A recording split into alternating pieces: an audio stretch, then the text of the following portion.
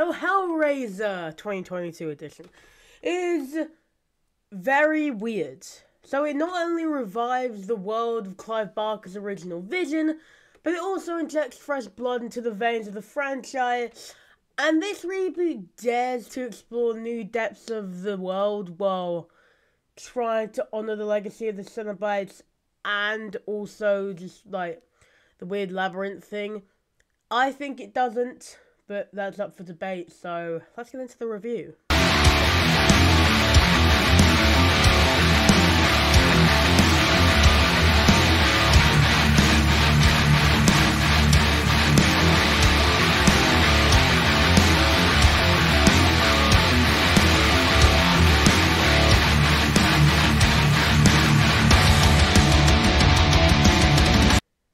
So this film's weird. For one, we literally just follow this random junkie who, I guess, accidentally murders her brother, if you think about it, in context of the movie. She kills him when she sends him into a bathroom, and then he gets taken by Cenobites. Genius.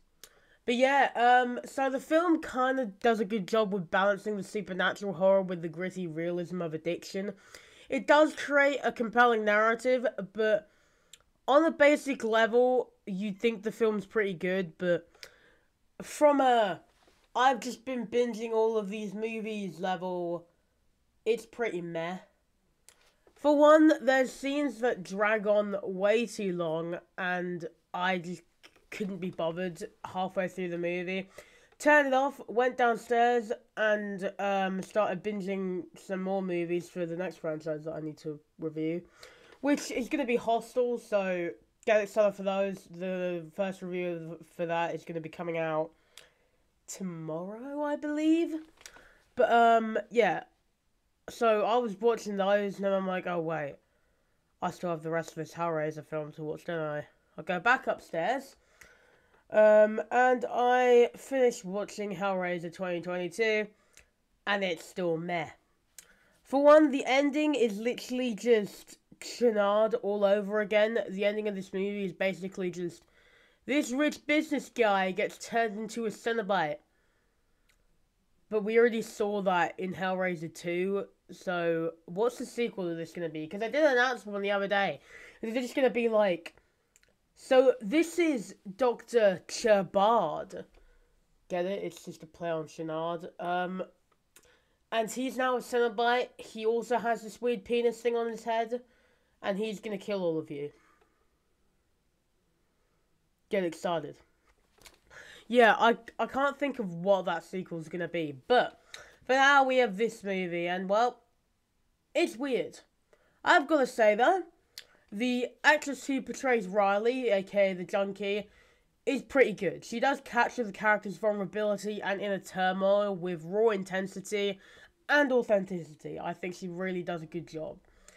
And she kind of grapples with the consequences of her addiction, and then she confronts the horrors that she has unleashed upon the world with the puzzle blocks.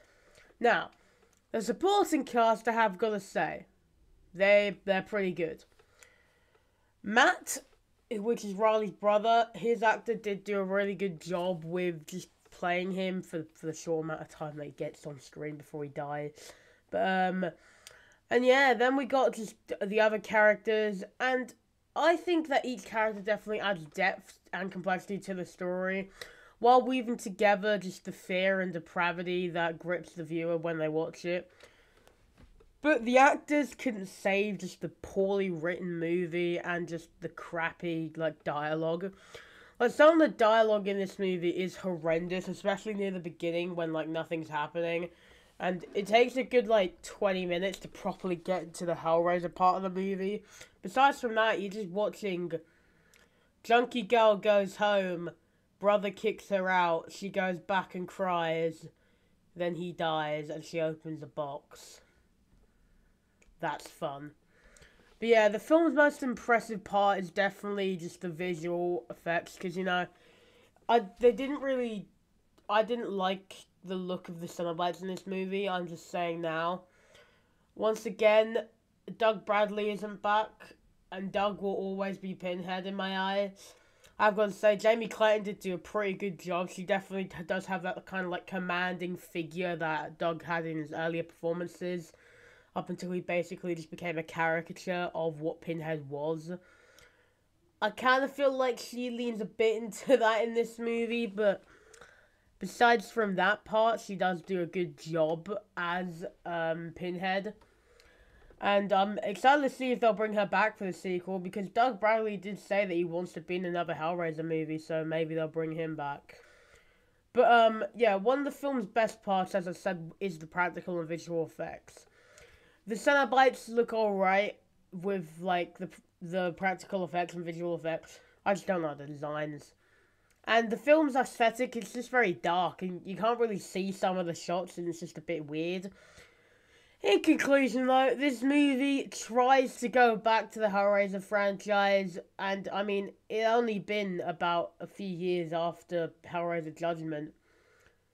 Is it really necessary that we need another Hellraiser movie now? I don't think so. Do we need the sequel to this? I don't think so. Just let it die, man. And then make a serious Hellraiser movie with Doug Bradley. But that's just my thoughts on the movie. What do you guys think about Hellraiser 2022? Let me know in the comments below if you have seen the movie. If you've not seen it, I don't really recommend it. Until next time, now subscribe if you want to. Like the video. Bye-bye.